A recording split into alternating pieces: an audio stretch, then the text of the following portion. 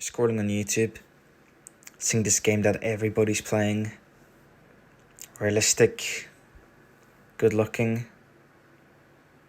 You decide to check it out and eventually you buy it.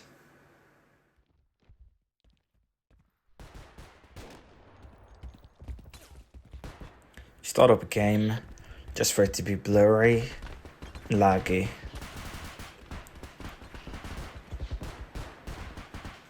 And eventually you die. I suppose that's why and how you ended up watching this video right now. So in today's video, I'm going to show you the absolute best settings for Bodycam. No matter if you got a mid-tier or high-tier GPU. This video will improve visibility and your FPS. So now that we're in the display settings, you want to make sure you have the window mode on full screen. Or in most cases, you can put it on windowed borderless if you got more than one monitor, so 2 or multiple monitors, as it optimizes the alt tabbing between them. Although normally you want to use full screen as it's optimizing the game, prioritizing it, and giving you less delay essentially. Do not use window at all. Just don't use it. There's no advantages to that. Keep it on full screen.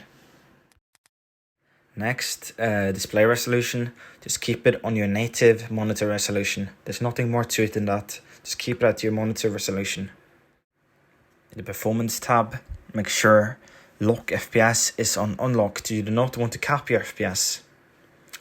For VSync, just turn it off. Nobody recommends you having it on. Essentially, it reduces screen tearing as shown in the image above, on versus off. It adds extra delay, which we do not want. We're trying to reduce that. And it's capping your FPS to your monitor refresh rate. Next, we got the colorblind mode, or the colorblind settings. Just turn it off, all of it off. I tried all of the colorblind modes and settings. I did not see any difference. I think there's something wrong with it, or maybe it's not finished yet and the developers are working on it. Either way, just turn it all off for the time being.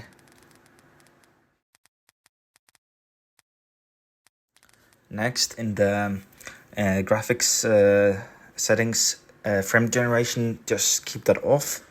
It adds fake frames between your the rail frames, so it's just making it smoother, but it's adding artifacts and distortion on the monitor, which you do not want. We want it to be really good visibility, so keep frame generation off. Next, we got NVIDIA DLSS. Put it on ultra quality. If not, put it on quality. Do not go any lower than that. So it's making your game look better overall. And if you got an NVIDIA GPU, make sure to turn it on. However, if you're on a AMD card, graphics card, you want to put upscale quality on very low. Anti-aliasing method, you want that on TSR. So you can see even the developers are recommending have it on TSR. And for temporal anti-aliasing, you can turn that off. Keep in mind, if you got an NVIDIA GPU, put it on ultra quality. That's what I do. Next, we got sharpness. Put that on high or medium. Either one works. I would not put it lower than that. It all depends on the personal preference. Some people got a setting on their monitor, a third-party app or something like that. So it's really personal preference, but I prefer high or medium. Grain, you turn it off. It's just adding a extra visual layer of effect on your screen. So it's just gonna add some extra noise and all that, ruining your visibility. And motion blur, you turn that off. You do not want it on. So here you can see that it's making objects blurry on the screen when they or you move. So just keep that off. Do not use it. Next we got global illumination.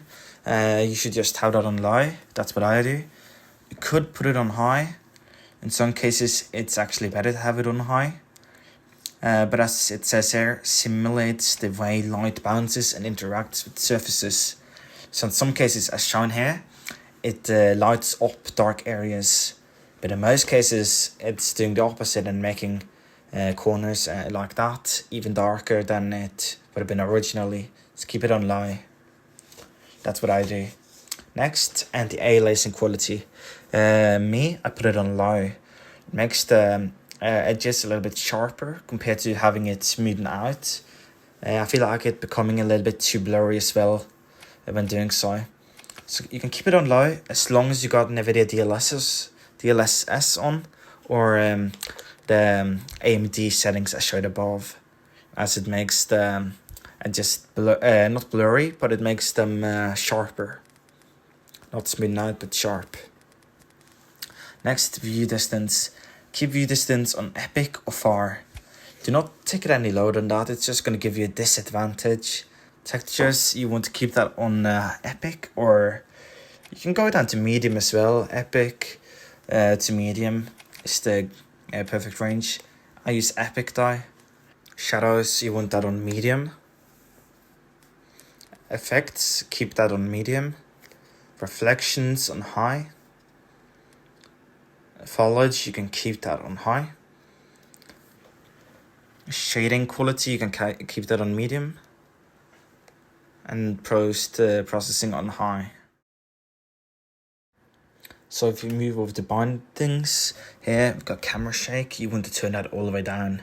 It's like a hidden setting, or sort of hidden since it's in bindings and not in graphics or display.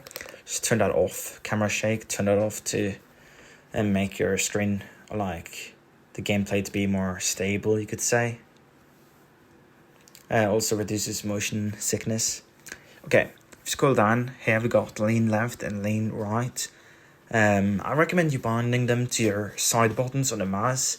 It's much more optimal than having Q and E, which are the default ones, because then you are not like limited to taking your fingers off some of the movement spines while leaning.